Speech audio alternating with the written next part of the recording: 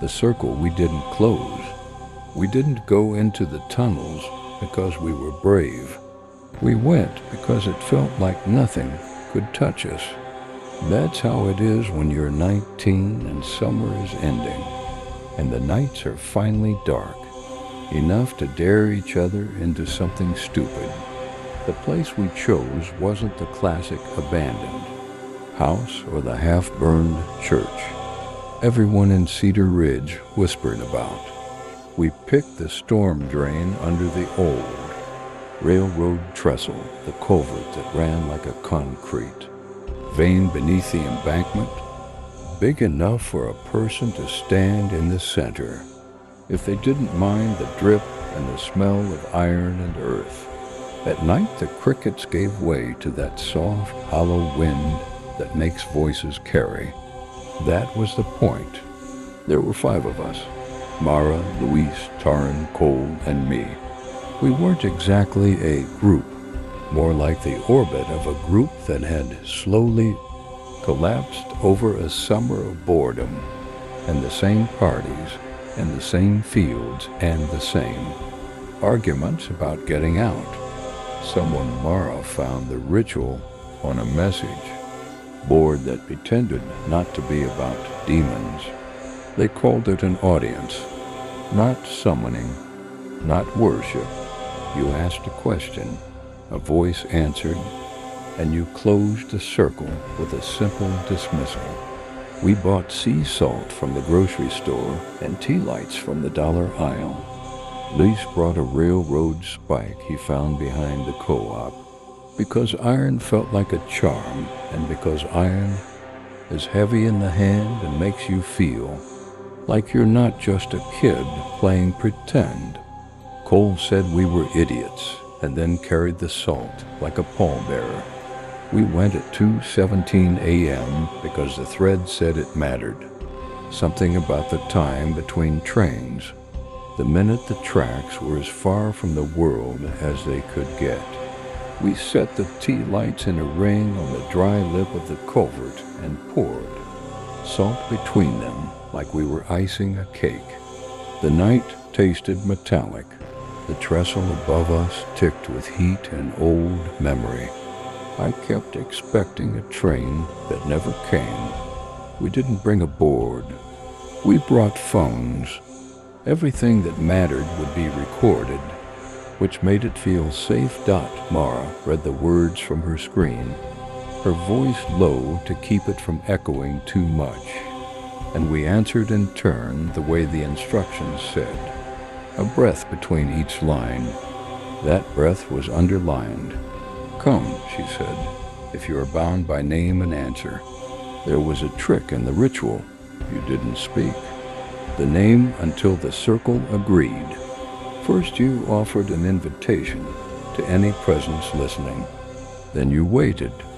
If the air shifted, if the tea lights crawled, if any of you felt the urge to swallow at the same instant, then you moved to the name. I felt it as a pressure in my ears, like when you're lifting too heavy and forget to breathe. Taryn's smile drained. Luis looked at the ceiling of the drain, like he expected to see something in the dark concrete. All the tea lights guttered an emotion that wasn't a draft. It was a shiver. Mara looked at each of us. We nodded. She spoke the name, Varkesh. My phone caught it. The syllables were sharp and simple, like snapping a reed. The sound went into the culvert and did not come back. For a moment, nothing. Then the cold started. It was August and humid, and we stood in a pipe that had been holding heat all day, but my breath smoked white. The tea lights steadied, and then God, then something breathed back. Not a gust, not a draft, a breath. You know the difference when you hear it. It made the hairs along my arms rise like they were listening. Ask, a voice said. Not a whisper, not a chorus. If anything, it sounded like someone on speaker, tinny. as if it lived in my phone but came through the air. We asked dumb things first because it felt like we knew better. "Are you real?" Taryn asked, and we laughed in the way kids laugh when they're about to run. "I am bound," the voice replied. "Bound is real." "Prove it," Louis said, and from somewhere in the tunnel, something dropped. A single metallic click, like a coin hitting stone. We found nothing when we looked, but still silence after a sound feels like belief. Cole cleared his throat and asked about his father, the one who'd left on a Tuesday and never called, and the voice told him the city and the street he lived on now, 2 states away, and the name of the bar he ate at on Wednesdays. It told him the brand of cigarettes he switched to when he tried to quit. We all knew enough of the first part to bang our heads on that little revelation. No one knew the rest. Mara asked it what it wanted. The voice answered, "To be heard." It laughed like static. "You called me to speak." "Then speak," she said, and I loved her for sounding unafraid. It did. It told Louise the 3 digits he would dream that night and the shape his dream would take. And the next day he texted a sketch he didn't remember, drawing with those numbers in the margin. It told Taryn a secret about her mother's pendant she'd worn since junior high, that the clasp wasn't original, that there was something sealed inside the hollow ornament that could be pried open. It told me the exact sentence. I would hear from a manager at the supermarket in September if I stayed, and I hated how ordinary it sounded. The smallness of my future thrown back at me like a dare to leave. And then it said something we didn't ask. "Mara," it said, "you will not live to see October." She flinched like she'd been slapped. "We didn't ask that." "You called me to speak," it repeated, satisfied. And though the words were simple, the air inside them was full of teeth. We did what the ritual said not to do. We broke. No closing lines. No salt left unscuffed. We turned and grabbed our things and scrambled. Out of the culvert to the star-stained gravel. Under the trestle, candles clattering, salt lines smeared by our heels. We didn't speak the dismissal. We didn't speak anything. We ran to our cars with the night behind us like something with good lungs. We told ourselves we'd been stupid and nothing had happened. We didn't tell each other how our mouths tasted like someone else's breath. Cole died the next afternoon in an accident that didn't look like one until you slowed the home and farm camera down and watched the cart jerk sideways without a hand on it. He worked the loading bay, moving pallets from a truck with the little electric jack he loved like a toy. He looked right at the lens after it hit him, and I will go to my own grave knowing his pupils were too wide for the light. The replay showed a dark shimmer on the floor under his shoes, as if water were pooling where there was no puddle. We went to the edge of town where the cell reception thins and watched the video until my battery lied about what percent it had left. We said nothing for a long time. Varkish was a word that sat on my tongue like a burr, daring me to say it and feed it. Taryn cried silently. Lice said that it was a glitch. Both the cart and the camera, both. Because 2 wrongs made him feel safer than one right kind of wrong. Mara just breathed shallow through her teeth. We didn't close it, she said finally. We left it open. Then we close it, I said. It sounded brave when I said it. Inside I was a pocket of cold. We don't know how, Louise answered. We have the words, Mara said. We have the video. We can say them. Words without a gate or noise, someone said behind us, which is not a thing anyone wants to hear on a road where no one walks. The woman had hair the color of the sage my aunt hangs in her kitchen, and a canvas bag that looked older than the road. She was one of those people who live in every town part rumor, part neighbor, Miss Davenport. She sells candles and diagnoses headaches as weather and tells fortunes at the fall festival if they let her set up a table in the shade. My mother once called her a woman who knew too much and charged too little. You opened a door, she said, not unkindly, as if she had been expecting us. And doors don't close because you run from them. We told her because we had already told our phones and the road and each other. What harm was a person after that? She listened as if we were telling her a story she'd heard before from other mouths. You spoke the name, she said when we finished, but not the law. What law? I asked. The law of breath. She held up 2 fingers, clean and blunt. Everything that comes and goes here rides breath. Names do too. Varkesh is old. He rides the out-breath when you send him away, and the in-breath when you call him. You called him and kept breathing. You left him something to hold on to. Mara swallowed.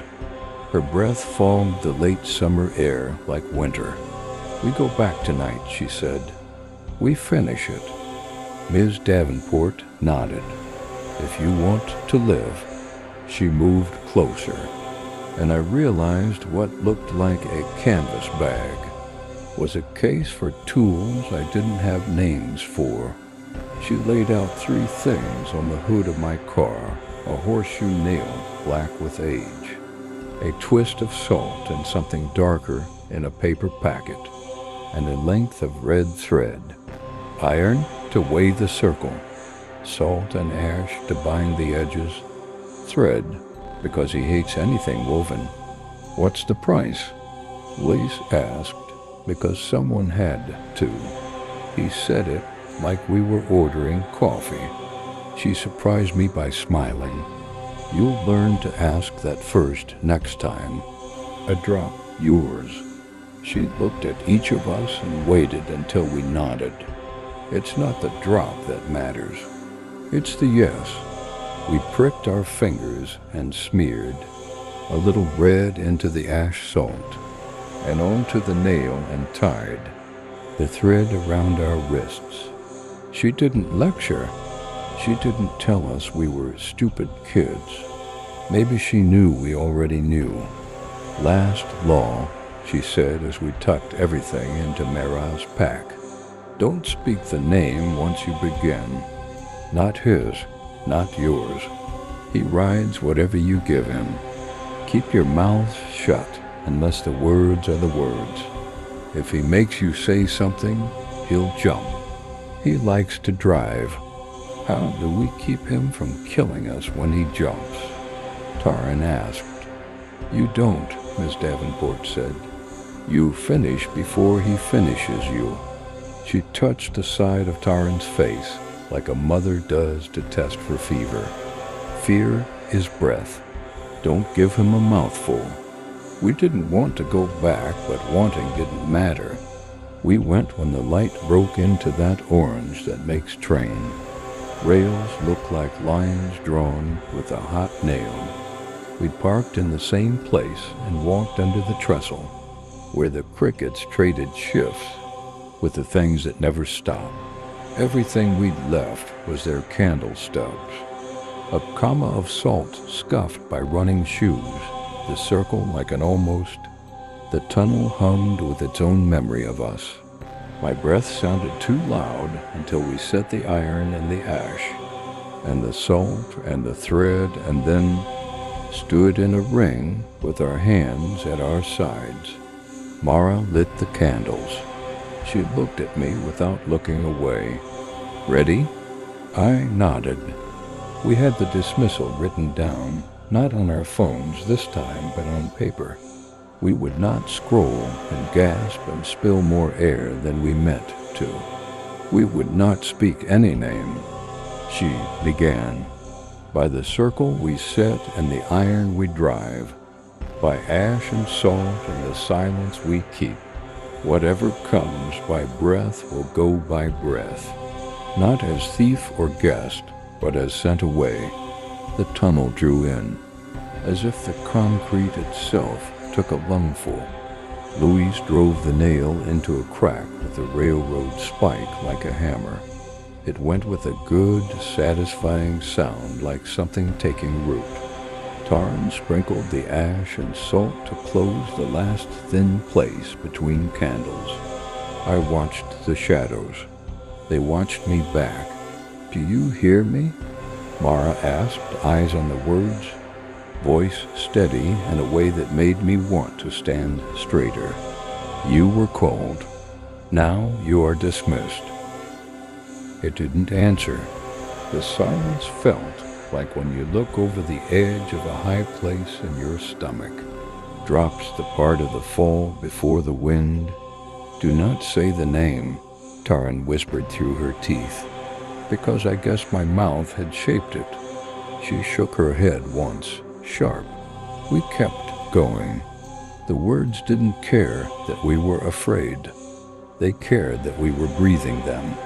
He came on the fourth line like water under the door. Every candle stuttered to blue edges and then burned tall and steady. Our breath smoked. My ears popped. The voice was behind us and above us and exactly where each of us stood. "Ask," Varkesh said. "You called me to speak." "We did," Mara said, but the next words weren't the game. They were the knife. "Now be dismissed." He laughed. "Say my name." No one moved. Paper rasped in hands. Thread bit our wrists.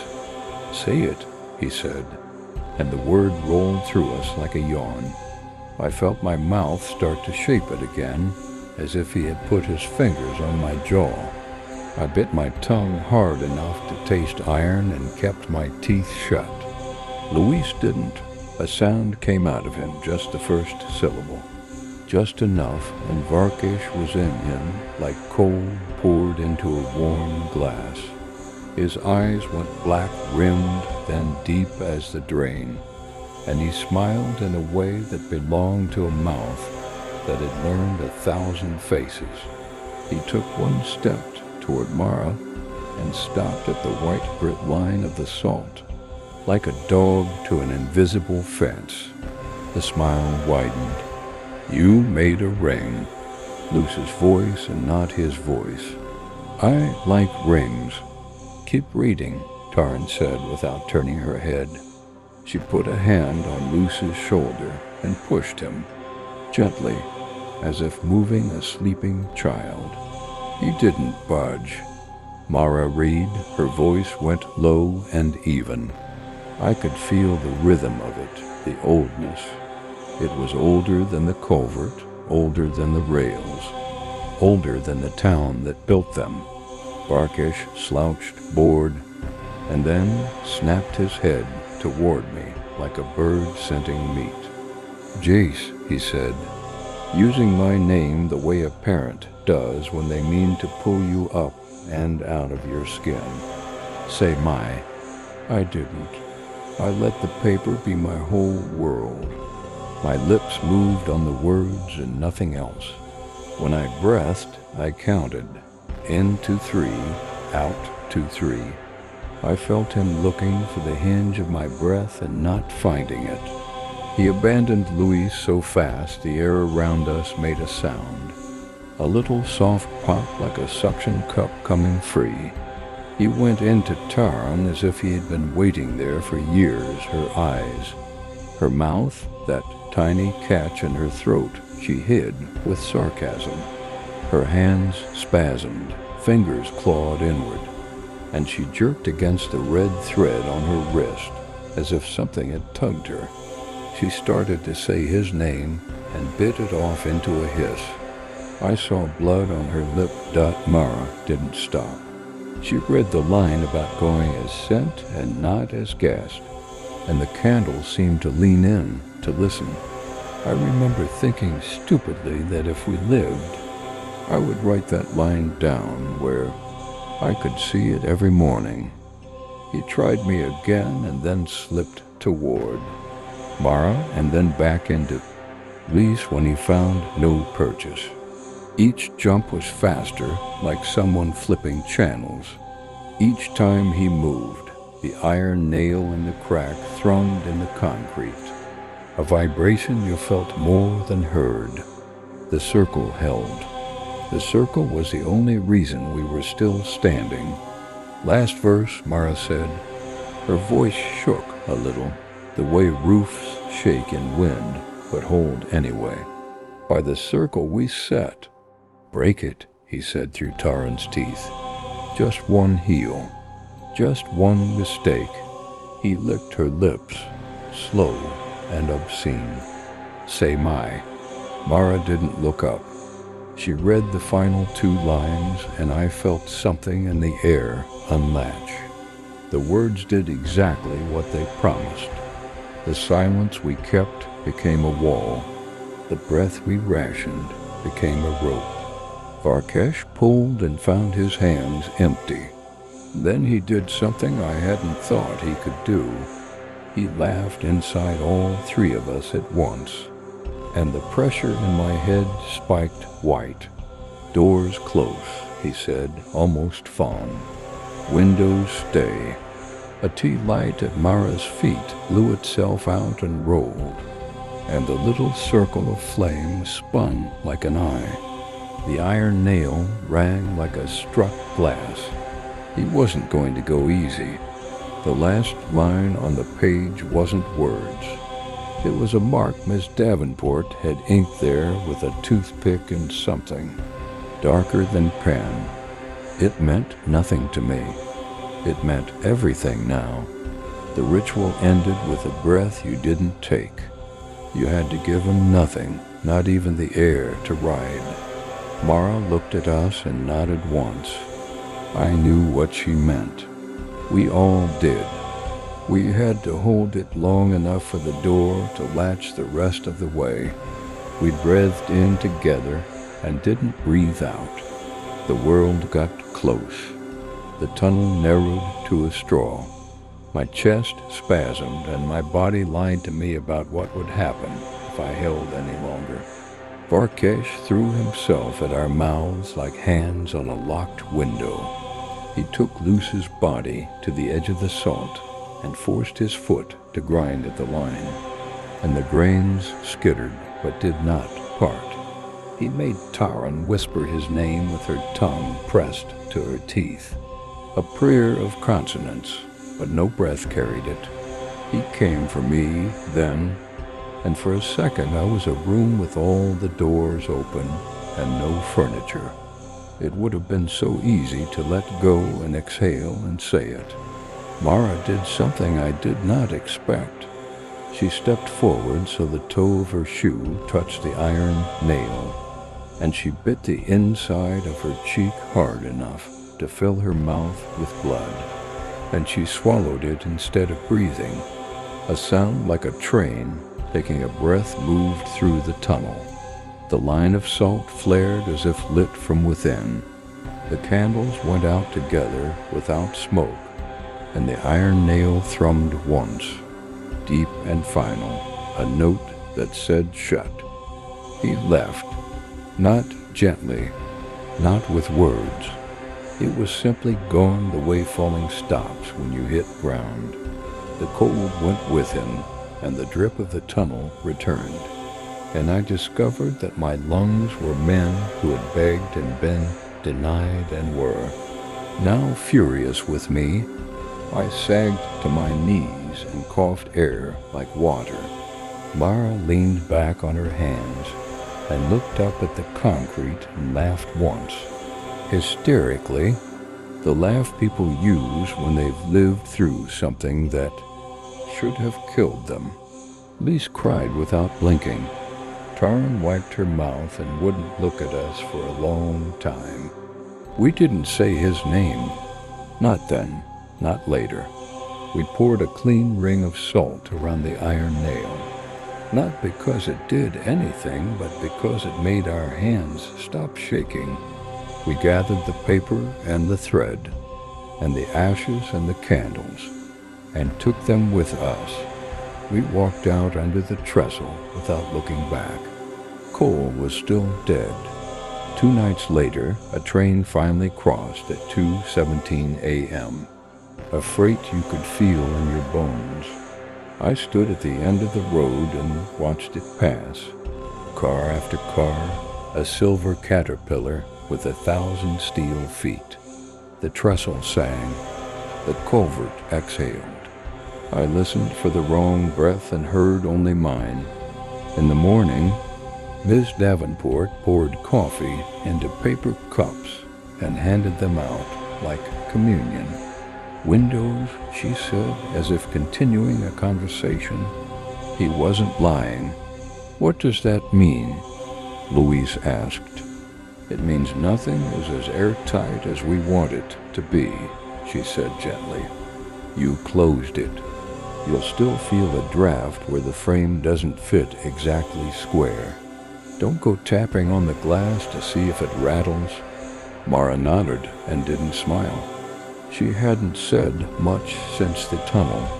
There was a mark on the inside of her cheek where her teeth had made a vow. When she looked at me, I understood something without words. We were not going to speak about October again. It would come or it wouldn't, but we were not going to give it more breath than it already had. We didn't become better people. We didn't stop being kids. We just learned the shape our mouths made when silence mattered. Sometimes late, when the heat at the end of September leans into the windows and the tracks tick with old stories. I wake thinking I hear a voice on a speaker just out of range, tinny and patient. Ask, it says. I don't. I count my breath quiet in, quiet out, and I don't say any names. And in the morning, when I walk past the trestle on my way to the job that might be mine, if I stay and might not be if I leave, I keep my eyes on the rails and my hands in my pockets, and I don't go down to the culvert even when I think. I hear a tea light roll in the dark and tap itself to a stop. Windows stay, but so do we.